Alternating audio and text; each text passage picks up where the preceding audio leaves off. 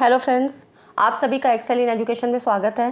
Friends, आज की इस वीडियो में हम लोग बात करेंगे NET paper first higher education. एक इम्पॉर्टेंट यूनिट है आपकी।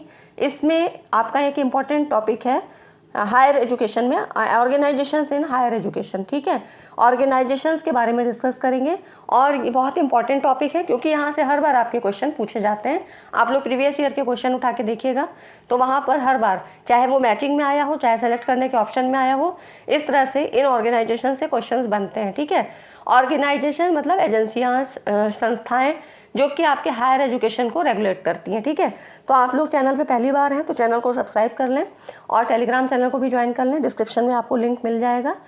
प्लस पूरा वीडियो देखिएगा, वीडियो पसंद आने पे ही लाइक एंड शेयर किया करिए। ठीक है, शेयर आप लोग नहीं करते हैं जिससे कि आपके और भी फ्रेंड्स को भी जो है वीडियोस मिल जाए, अच्छा कंटेंट मिल जाए, तो आप लोग शेयर ज़रूर किया करिए। ठीक है, चलिए स्टार्ट करते हैं और देखिए क्वेश्चंस किस तरह से बनते हैं और ऑर्गेनाइजेशंस कौन कौन से हैं जो कि काफ़ी इंपॉर्टेंट हैं। देखिए, तो उच्च शिक्षा के लिए जो नीतियाँ बनाती हैं वो कौन कौन सी एजेंसीज होती हैं, जैसे कि सेंट्रल गवर्नमेंट, ये विश्वविद्यालय अनुदान आयोग को अनुदान प्रदान करता है और देश में केंद्रीय विश्वविद्यालय और संस्थाओं की स्थापना करता है। ठीक है, तो विश्वविद्यालय अनुदान आयोग की सिफारिशों पर, यूजीसी की सिफारिशों पर शैक्षिक संस्थान को डीम टू बी यूनिवर्सिटी के रूप में घोषित करने के लिए भी उत्तरदायी। ठीक है, तो ये तो इसका एक पॉइंट हुआ। अब कुछ ऐसी ऑटोनोमस बॉडीज़ होती हैं, वो कौन कौन सी हैं। ऑटोनोमस से मतलब क्या होता है? ऑटोनोमस मतलब स्वायत्तता। ठीक है, तो अगर हम यूनिवर्सिटी की बात करें, जैसे कोई भी जो है बॉडीज़ होती हैं, ये सारी बॉडीज़ आपके उसमें दी हुई हैं ऑटोनोमस बॉडी। तो विश्वविद्यालय स्वायत्तता से मतलब होता है कि विश्वविद्यालय के कार्यों में हस्तक्षेप ना करने से, या विश्वविद्यालय की बात हो या कोई भी अदर बॉडीज़ की बात हो, तो इसका मतलब होता है कि उसके कार्यों में जो भी उस बॉडी के जो भी कार्य हैं, जो भी रूल्स रेगुलेशन हैं, फंक्शंस हैं, उनके बारे में हस्तक्षेप ना करना। ठीक है, उसकी अपनी मर्जी से काम करना। तो यदि संस्था पर मान लीजिए कोई स्थानीय या राजनीतिक जो है दबाव होगा, तो संस्था के अधिकारी जो वर्ग है वो अपने स्वार्थ के लिए संस्था के हितों को त्याग सकता है। मतलब जब उसका अपना फ़ायदा होगा तो वो इंस्टीट्यूट के फ़ायदे की तरफ ध्यान नहीं देगा, है ना, अगर कोई प्रेशर होगा उस पर। तो इसलिए ऑटोनॉमी होना बहुत ज़रूरी होता है। ठीक है, कि विश्वविद्यालय को अपने कार्यों में स्वायत्तता होनी चाहिए। अब शिक्षा आयोग ने 1964-66 मतलब 1964-66 में शिक्षा आयोग ने ये सिफारिश की कि कौन कौन से इनको ऑटोनॉमी देनी चाहिए। तो जैसे कि उन्होंने 3 बताई। प्रदेश के लिए छात्रों के चयन में पहली, दूसरी थी अध्यापकों की नियुक्ति व पदोन्नति में, और तीसरा बताया शोध कार्यों के क्षेत्र और समस्याओं के चयन में। ठीक है, तो इस तरह से ये इसका थोड़ा सा बैकग्राउंड था जिसके बारे में मैंने आपको बताया कि स्वायत्तता से मतलब क्या होता है। और इस तरह से आपके बारे में पूछा जाता है इसके एग्ज़ाम में कि ऑटोनोमस बॉडी क्या है और रेगुलेटरी बॉडीज़ क्या हैं, ये सब चीज़ें आपके उसमें आती हैं। तो देखिए ऑटोनोमस बॉडीज़ कौन कौन सी हैं।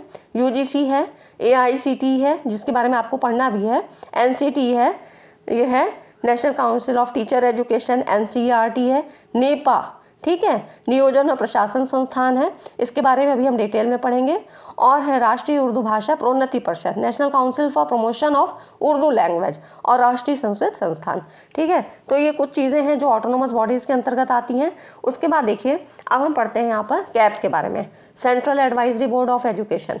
जो भी एजेंसीज हैं, जो भी ऑर्गेनाइजेशन है, यहाँ पर जो क्वेश्चन आपके बनते हैं, ये कब स्थापित हुआ था, कब इसकी स्थापना हुई थी, प्लस इसके फंक्शंस क्या हैं या अदर फंक्शंस क्या हैं और किस तरह से ये काम करती है, ये सारी चीज़ें पूछे जाते हैं। ठीक है, तो यहाँ पर देखिए ये उच्च शिक्षा के क्षेत्र में जो है संघ और राज्यों की भी समन्वय और सहयोग के लिए स्थापित किया है। और इसको मतलब केंद्रीय शिक्षा सलाहकार समिति भी कहते हैं या केंद्रीय सलाहकार शिक्षा बोर्ड, मतलब कैब कहते हैं, central advisory board of education. ठीक है, इंग्लिश में ही नाम याद करिए। इसकी स्थापना 1935 में की गई थी, इसको याद करिएगा। ये भारत सरकार की सबसे पुरानी सलाहकार संस्था है। कार्य क्या है? शिक्षा के विकास संबंधी प्रश्नों पर परामर्श देना। ठीक है, क्योंकि सलाहकार शिक्षा बोर्ड है तो मतलब जो विकास संबंधी प्रश्न है इन पर परामर्श देना। प्रत्येक राज्य का शिक्षा मंत्री इसका अध्यक्ष होता है और केंद्रीय शिक्षा सचिव इसका सदस्य सचिव होता है। ठीक है, तो इस तरह से देश के विशिष्ट शिक्षा शास्त्री, कुछ विश्वविद्यालयों के कुलपति, ये सब जो हैं भारत सरकार और राज्य सरकार के प्रतिनिधि भी इसके सदस्य होते हैं। और 1949 तक ये अकेली सलाहकार समिति थी जो केंद्र और राज्य सरकार को परामर्श देती थी। ठीक है, अब इसके हम कुछ फंक्शंस को देखते हैं। समय समय पर शिक्षा की प्रगति का आकलन करना। ठीक है।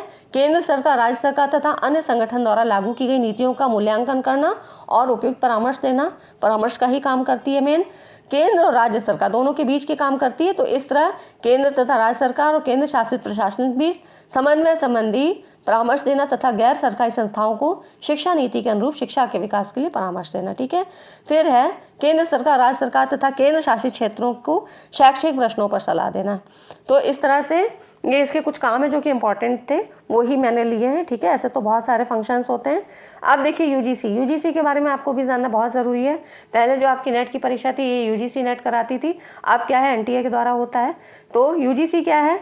विश्वविद्यालय अनुदान आयोग, यूनिवर्सिटी ग्रांट कमीशन। 28 दिसंबर 1953 को अस्तित्व में आया था और विश्वविद्यालय में शिक्षण, परीक्षा और अनुसंधान के मानकों के समन्वय, निर्धारण और रख रखाव के लिए 1956 में संसद के एक अधिनियम द्वारा एक एक्ट पारित हुआ, जिसके द्वारा भारत सरकार का एक वैधानिक संगठन ये बन गया, ठीक है। तो 1953 में अस्तित्व में आया था और 1956 में एक अधिनियम के द्वारा इसको वैधानिक संगठन बनाया गया। इसको याद रखिएगा क्योंकि यहाँ से भी क्वेश्चन बनता है, कई बार कंफ्यूजन के लिए देता है कि कब जो है पारित हुआ था या कब इसकी स्थापना हुई थी, ठीक है। इस तरह से काम इसके जो है क्वेश्चन बनते हैं। अब इसके आयोग के प्रमुख काम क्या हैं, कार्य क्या हैं? वित्तीय आवश्यकताओं को ज्ञात करना और केंद्रीय सरकार द्वारा उनको सहायता अनुदान दी जाने वाली धनराशि के संबंध में सुझाव देना, ठीक है। अनुदान का ही काम करता है। केंद्रीय विश्वविद्यालयों के विकास और मेंटेनेंस के लिए धन प्रदान करना, सेंट्रल यूनिवर्सिटीज़ के लिए, और स्टेट यूनिवर्सिटी, राज्य विश्वविद्यालयों के विकास और विशिष्ट उद्देश्यों की पूर्ति के लिए भी ये वित्तीय सहायता प्रदान करता है। विश्वविद्यालय शिक्षा में सुधार और उन्नति के लिए विश्वविद्यालयों को सुझाव देना और सुझावों को क्रियान्वित करने के लिए भी सलाह देना। तो इस तरह से ये हुआ। आगे देखते हैं, केंद्र तथा राज्य विश्वविद्यालयों को किसी समस्या प्रश्न को सुलझाने में सहायता देना, ये भी इसका इंपॉर्टेंट काम है। विश्वविद्यालयों से उनकी वित्तीय स्थिति और शिक्षण संबंधी सूचनाओं को एकत्र करना, और इसके अलावा देखिए नए विश्वविद्यालयों की स्थापना करना, और फिर यहाँ पर देखिए पुराने विश्वविद्यालयों के कार्य क्षेत्र को बढ़ाए जाने पर अपना मत प्रस्तुत करना, ठीक है। विश्वविद्यालयों के लिए उपयोगी समझे जाने वाली सूचनाओं को भारत हो या विदेश से संकलित करके विश्वविद्यालयों को भेजना, ये भी इसी का काम होता है। विश्वविद्यालय से उनकी परीक्षाओं, पाठ्यक्रम, शोध कार्यों के बारे में सूचना प्रदान करना, ठीक है, प्राप्त करना। विश्वविद्यालय शिक्षा के विस्तार और विकास के संबंधित आवश्यक कार्यों को करना। तो ये सारी काम इसके यूजीसी के अंतर्गत आते हैं, ठीक है। अब उसके बाद हम देखते हैं दूसरी एक इम्पॉर्टेंट जो है ऑर्गेनाइजेशन है NAAC, national assessment and accreditation council, राष्ट्रीय मूल्यांकन और प्रत्यायन परिषद, ठीक है। अब नैक ये जो है, जो इसका फुल फॉर्म कई बार पूछा जाता है, ठीक है, इसको ज़रूर याद रखिएगा कि इसका ये फुल फॉर्म ये आपको पता होना चाहिए, ठीक है। तो यहाँ पर देखिए नैक जो है राष्ट्रीय शिक्षा नीति 1986 और कार्य योजना प्लान ऑफ एक्शन आया था 1992 के, इनके सुझावों के आधार पर भारत में उच्च शिक्षा की गुणवत्ता मूल्यांकन की दिशा में यूजीसी के द्वारा 1994 में एक स्वायत्त शासी संस्था के रूप में गठित की गई, ठीक है। तो ऑटोनोमस बॉडी के रूप में गठित की गई थी। और नैक जो है उच्च स्तरीय अधिगम संस्थानों, विश्वविद्यालय, महाविद्यालय और विभिन्न विभागों उनके कार्यक्रमों के मूल्यांकन की दिशा में कार्य करता है, ठीक है। इसका अपना ही काम है, ये मूल्यांकन की दिशा में काम करता है, ठीक है। इस तरह से कुछ की पॉइंट्स आप बना के चीज़ों को याद रख सकते हैं। कार्यप्रणाली क्या है? उच्च शिक्षा संस्थानों, इकाइयों, विशेष शैक्षिक कार्यक्रम और प्रोजेक्ट है कोई, तो इनका समय समय मूल्यांकन और प्रत्यायन, ठीक है, असेसमेंट करना, एक्रेडिटेशन करना, मतलब यहाँ पे ग्रेडिंग का काम होता है, ठीक है। शिक्षण अधिगम प्रक्रिया की गुणवत्ता, उच्च शिक्षा संस्थानों में अनुसंधान और शैक्षिक वातावरण के विकास की दिशा में स्व मूल्यांकन, ठीक है। स्वायत्तता, नवाचार के प्रोत्साहन, मतलब इनोवेशन के लिए, गुणवत्ता परक शोध अध्ययन, परामर्श और प्रशिक्षण कार्यक्रम के मूल्यांकन, विकास और स्थिरता लाने की दिशा में नैक का महत्वपूर्ण योगदान, ये सारे काम इसके अंतर्गत आते हैं। जैसे यूनिवर्सिटीज़ वगैरह को जब भी ग्रेडिंग दी जाती है वो किसके द्वारा दी जाती है? तो नैक के द्वारा दी जाती है, ठीक है। ये भी क्वेश्चन काफ़ी पूछा जाता है और इसका फुल फॉर्म तो बहुत इंपॉर्टेंट है। नेक्स्ट है आपकी AICT, all India council of technical education. यहाँ पर भी इसकी स्थापना देखिए 1945 में हुई थी। केंद्र और राज्य सरकारों को तकनीकी शिक्षा संबंधी परामर्श देने के लिए की गई थी। और इसमें देखिए 1987 में इस परिषद को अखिल भारतीय तकनीकी शिक्षा परिषद अधिनियम 1987 द्वारा वैधानिक महत्व दिया गया, ठीक है। कार्य क्या हैं? तकनीकी तथा प्रबंध शिक्षा के विकास, स्तर तथा मानकों का निर्धारण करना, जो भी नॉर्म्स निर्धारित किए जाएंगे, टेक्निकल हो या मैनेजमेंट के क्षेत्र में, अनुदान प्रदान करना, सर्टिफिकेट तथा पुरस्कारों की समानता सुनिश्चित करना तथा संस्थाओं को मान्यता देना, ये सब कार्य किसके? AICTE के अंतर्गत आते हैं। ठीक है, इन सबके फुल फॉर्म ज़रूर याद रखिएगा, प्लस स्थापना वर्ष क्या था। अब NCT, national council of teacher education, NCTE, राष्ट्रीय शिक्षक प्रशिक्षण परिषद, देश में शिक्षक शिक्षा के नियोजित और समन्वित विकास के उद्देश्य से NCT की स्थापना 1993 में संसद अधिनियम 73, ठीक है, ये संख्या है, इसके द्वारा हुई थी। तो स्थापना का सन क्या हुआ इसका? 1993। इसका मुख्य उद्देश्य क्या है? शिक्षक शिक्षा का नियोजित विकास करना तथा शिक्षक शिक्षा प्रणाली के स्तर और मानकों के अनुसार शिक्षक शिक्षा व्यवस्था को देश में बनाए रखना। ठीक है, टीचर एजुकेशन के संबंध में जो भी सुधार हो रहे हैं, जो भी इनोवेशंस हो रहे हैं, ये सारी चीज़ NCTE के द्वारा करवाई जाती है। और राष्ट्रीय शिक्षक शिक्षा परिषद के कार्य क्षेत्र के अंतर्गत सभी स्तर के, चाहे वो प्राथमिक हो, माध्यमिक हो, उच्च स्तर हो, सभी स्तर के शिक्षकों की शिक्षा आती है, जैसे कि पूर्व प्राथमिक, प्राथमिक, माध्यमिक, उच्चतर और निरौपचारिक शिक्षा, अंशकालिक शिक्षा, प्रौढ़ शिक्षा, पत्राचार शिक्षा, ये सारी चीज़ें इसके अंतर्गत आती हैं, किसके? NCTE के अंतर्गत। ठीक है, अब यहाँ पर देखिए परिषद का मुख्यालय कहाँ पर है? दिल्ली में, ये हो गया। और 4 प्रांतीय कार्यालय, तो भुवनेश्वर, जयपुर, बेंगलोर तथा भोपाल। ठीक है, ये इसको ज़रूर याद रखिएगा, इसके प्रांतीय कार्यालय कहाँ पूछे जाते हैं अक्सर, तो भुवनेश्वर, जयपुर, बेंगलोर और भोपाल। ठीक है, और मेन कहाँ है? मुख्यालय दिल्ली में है। परिषद के अध्यक्ष, उपाध्यक्ष तथा सदस्य सचिव की नियुक्ति केंद्र सरकार द्वारा की जाती है। तो ये हो गया आपका NCTE का जो है इंट्रोडक्शन। अब देखिए Nipah, the national institute of educational planning and administration, Nipah, NUEPA, Nipah, Nipah, ऐसे इसको जो है हिंदी में अगर लिखेंगे आप तो अलग अलग इसके लिखने के जो है कैरेक्टर हैं। यहाँ पर हम इसको NIEPA पढ़ते हैं, national institute of educational planning and administration. इसका फुल फॉर्म काफ़ी पूछा जाता है क्योंकि थोड़ा हट के है, तो इसको ज़रूर आप याद रखिएगा। ये मानव संसाधन विकास मंत्रालय, भारत सरकार द्वारा स्थापित नीपा एक डीम्ड टू बी यूनिवर्सिटी है।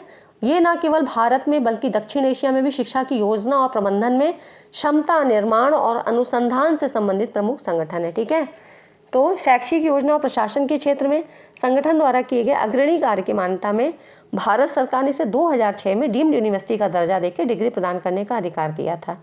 लेकिन किसी भी केंद्रीय विश्वविद्यालय के नेपा को पूरी तरह से भारत सरकार द्वारा ही बनाए रखा जाता है। ठीक है, तो ये हो गया नेपा के बारे में। और किसके द्वारा? तो मानव संसाधन विकास मंत्रालय, MHRD, जिसे अभी शिक्षा मंत्रालय कहते हैं, इसी के द्वारा ये स्थापित की गई थी। ठीक है, तो नेपा, इसका फुल फॉर्म ज़रूर याद रखिएगा। नेक्स्ट है फिर कार्य, इसके देख लीजिए। शैक्षिक नियोजन और प्रशासन के क्षेत्र में उच्च पदों पर कार्यरत प्रशासकों, जैसे कि जिला शिक्षा अधिकारी, शिक्षा उप निदेशक के, इनकी सबकी ट्रेनिंग की व्यवस्था करना, महाविद्यालय के प्रिंसिपल और विश्वविद्यालयों के कुल सचिव और वित्त अधिकारियों के लिए ओरिएंटेशन प्रोग्राम को आयोजित करना, शैक्षिक नियोजन और प्रबंधन कार्यों से संबंधित शिक्षकों, शिक्षक प्रशिक्षक, जो भी आप जैसे BEd BTC ये सब करते हैं ना, तो इन सब के और प्रशासकों के लिए प्रशिक्षण कार्यक्रम, जो भी ट्रेनिंग प्रोग्राम होते हैं, ये नेपा के द्वारा ही किए जाते हैं। ठीक है, ये कुछ इंपॉर्टेंट ही वर्क थे जो मैंने आपको बताए हैं यहाँ पर, जो ज़्यादा इंपॉर्टेंट है। ठीक है, तो ये हो गया आपका नेपा से संबंधित। फ्रेंड्स, वीडियो पसंद आ रहा हो, वीडियो समझ में आ रहा हो, तो आप लोग लाइक ज़रूर करिए, क्योंकि बहुत मेहनत से ये सारा कंटेंट आपके लिए कलेक्ट किया जाता है, फिर यहाँ पर वीडियो के फॉर्म में मैं इसको लाती हूँ। तो एक उम्मीद तो आपसे कर सकती हूँ कि आप लोग लाइक करें और चैनल को भी सब्सक्राइब करें, क्योंकि ऐसा ही कंटेंट आपको यहाँ से मिलता रहेगा। ठीक है, जो आपके एग्ज़ाम ओरिएंटेड है, नेट पेपर फर्स्ट की बात हो या एजुकेशन सेकेंड पेपर के लिए, वो सारे कंटेंट आपको यहाँ प्रोवाइड किए जाएंगे। NCERT, national council of educational research and training. ठीक है, NCERT का फुल फॉर्म आपको पता ही होगा। इसकी स्थापना 1 सितंबर 1961 में की गई थी, भारत सरकार की शिक्षा मंत्रालय के द्वारा। ठीक है, और इसकी स्थापना का उद्देश्य क्या है? स्कूल शिक्षा की गुणवत्ता में सुधार लाने के लिए राष्ट्रीय स्तर पर प्रयास करना। ठीक है, NCERT के द्वारा ही पाठ्यक्रम वगैरह निर्धारित किया जाता है। तो यह एक स्वायत्त तथा पूर्ण रूप से केंद्र सरकार के द्वारा पोषित संस्था है। मुख्य उद्देश्य क्या है? विशेष रूप से स्कूल शिक्षा के क्षेत्र में MHRD भारत सरकार को सहयोग और परामर्श देना, जिससे शिक्षा संबंधी नीतियों और कार्यक्रमों का निर्धारण व क्रियान्वयन समुचित ढंग से हो सके। ठीक है, तो ये इसके देखिए आप कुछ काम क्या है, इसके लिए कमेटी बनाई गई थी। तो क्योंकि इसके कामों को ऑर्गेनाइज कौन करेगा, तो इसके लिए कमेटी थी educational research and innovation committee. ठीक है, ये कमेटी बनाई गई, इसके द्वारा जो काम किए जाते हैं वहाँ ये देखिए कितने इंपॉर्टेंट काम है। पाठ्यक्रम और पुस्तकों का निर्माण, पाठ्य पुस्तकों का निर्माण, ये तो आप सभी लोग जानते हैं ना, और काफ़ी अच्छी बुक्स होती हैं एनसीईआरटी की। हमेशा कहा जाता है कि कंपटीशन के लिए आप लोग एनसीईआरटी की बुक्स पढ़ें, है ना। तो पाठ्यक्रम और पाठ्य पुस्तकों का निर्माण, राष्ट्रीय प्रतिभा खोज परीक्षा का आयोजन, विज्ञान किट का निर्माण होता है, शैक्षिक सर्वे रिपोर्ट का प्रकाशन एनसीईआरटी के द्वारा हुई है, व्यावसायिक कार्यक्रम ये हो गया, समाजोपयोगी उत्पादक कार्य हेतु मार्गदर्शन सामग्रियों का निर्माण SUPW जिसको बोलते हैं, अनुसूचित जाति और जनजाति के विकास की दिशा में कार्य, तो ये हो गया आपका। फिर देखिए यहाँ पर पूर्व प्राथमिक शिक्षा कार्यक्रम, राष्ट्रीय जनसंख्या शिक्षा कार्यक्रम, स्वास्थ्य और पर्यावरण शिक्षा, है ना, environment education, health education, computer education, ये सारे काम इस कमेटी के द्वारा किए जाते हैं। ठीक है, ये इसके मुख्य कार्य हैं जो कि एनसीईआरटी के इस कमेटी के द्वारा किए जाते हैं। ठीक है, अब यहाँ पर देखिए इसके जो एक इम्पॉर्टेंट पॉइंट और बनता है, काफ़ी इम्पॉर्टेंट है, यहाँ से भी क्वेश्चन बनता है। तो देखिए एनसीईआरटी के कुछ संगठक हैं, 8 संगठक हैं, जिसमें से ये जो रेड कलर के आपको दिख रहे हैं, क्षेत्रीय शिक्षा संस्थान ये Ajmer, regional institute of education Ajmer, regional institute of education Bhopal RIE Bhopal, regional institute of education Bhubaneswar और regional institute of education Mysore, इनसे काफ़ी क्वेश्चन बनते हैं। ये परिषद के 4 क्षेत्रीय कार्यालय हैं, अजमेर, भोपाल, भुवनेश्वर, मैसूर। इनमें शिक्षक शिक्षा महाविद्यालय के रूप में ये कार्यरत है। ठीक है, तो ये पूछा जाता है कि क्षेत्रीय शिक्षा संस्थान जो महाविद्यालय के रूप में कार्यरत हैं वो कौन कौन से हैं, तो आपको ऐसे याद रखना है कि अजमेर, भोपाल, भुवनेश्वर और मैसूर। ठीक है, 2 B के नाम से हैं, देखिए भोपाल और भुवनेश्वर, और एक है अजमेर, फिर है मैसूर, ABBM ऐसे याद कर सकते हैं। ठीक है, तो आप इस तरह से, और देखिए इसमें कौन कौन से हैं, ये तो 4 हो गए, उसके अलावा क्योंकि 8 है यहाँ पर, तो देखिए पहला है नेशनल इंस्टीट्यूट ऑफ एजुकेशन, ये नई दिल्ली में है। Central institute of educational technology CIT, ये भी नई दिल्ली में है। ठीक है, फिर है देखिए पंडित सुंदरलाल शर्मा केंद्रीय व्यावसायिक शिक्षा संस्थान भोपाल। ठीक है, तो ये हो गया आपका Pandit Sundarlal Sharma central institute of vocational education PSSCIVE, इसका ये फुल फॉर्म, ये जो है शॉर्ट फॉर्म है। फिर ये तो हो गए आपके 4, Ajmer, Bhopal, Bhubaneswar, Mysore, regional institute of education है। उसके बाद है regional institute of education Shillong. ठीक है, तो ये कुछ 8 संगठक हैं, जिसमें से इन चारों को ज़रूर याद रखिएगा, ABBM। ठीक है, तो इस तरह से आपको याद हो जाएगा। तो ये हो गया आपका NCERT के बारे में, काफ़ी इम्पॉर्टेंट है और आपको जानना भी चाहिए। अब एक और इम्पॉर्टेंट जो है ऑर्गेनाइजेशन है, वो क्या है, Indian council of social science research,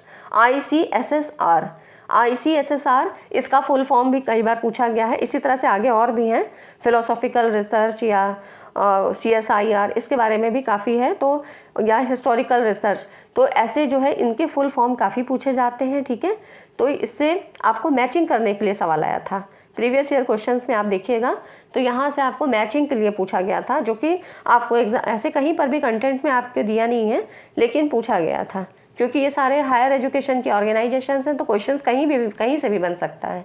ठीक है, तो यहाँ पर देखिए Indian council of social science research ICSSR, इसका भारत सरकार द्वारा 1969 में गठन किया गया था।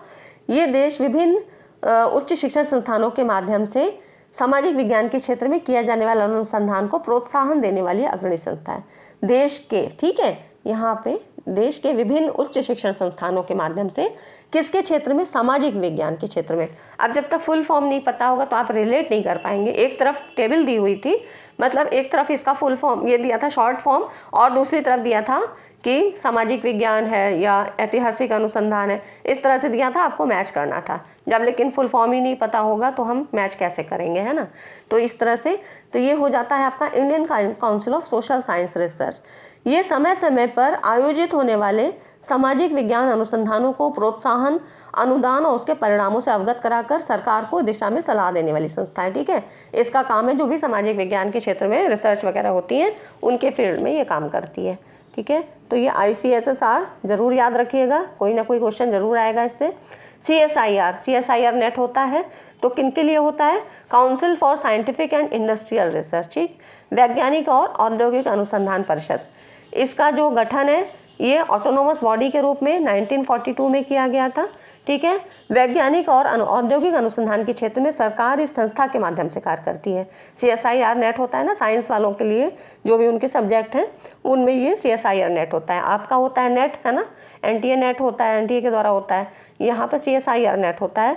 देश में विज्ञान और उद्योगों से जुड़े अनुसंधान को प्रोत्साहन और उनका विकास, ठीक है, ये इसका काम है।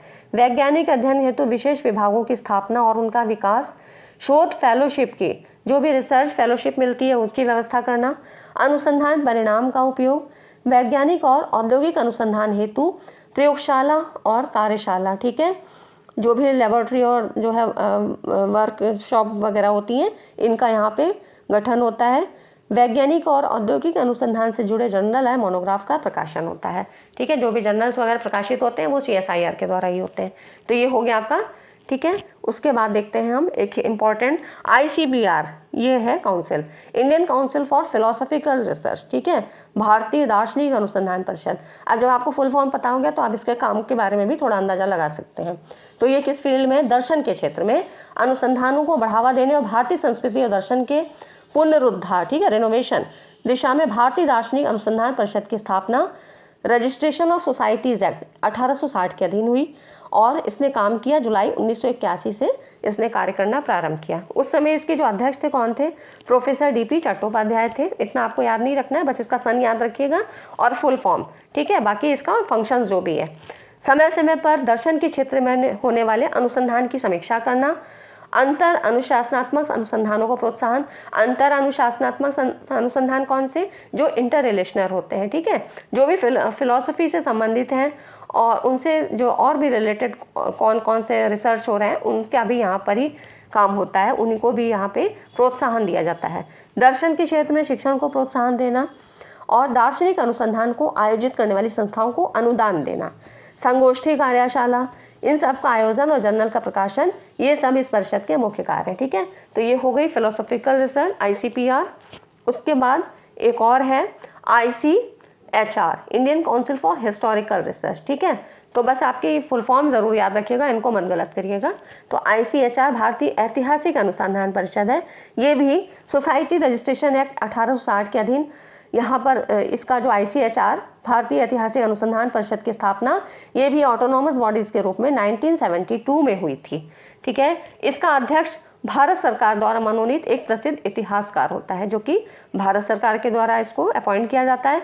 ये परिषद इतिहासकारों को एक मंच पर लाकर विचारों के आदान प्रदान का अवसर करती है और इतिहासकारों के लेखन को वैज्ञानिकता प्रदान कर राष्ट्रीय दिशा देना, विभिन्न ऐतिहासिक अनुसंधानों को प्रोत्साहन, अनुदान और इंटर रिलेशन रिसर्च को प्रोत्साहन, विभिन्न क्षेत्रों के अनुसंधान में समायोजन, ये सब क्या है? इस काउंसिल के प्रमुख कार्य हैं, ठीक है।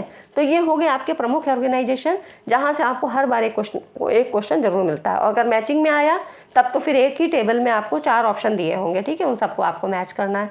तो इस तरह से ये वीडियो एक इंपॉर्टेंट वीडियो थी।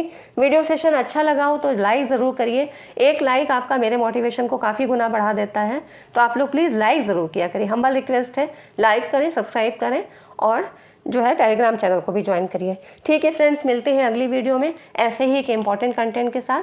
Thanks for watching this video.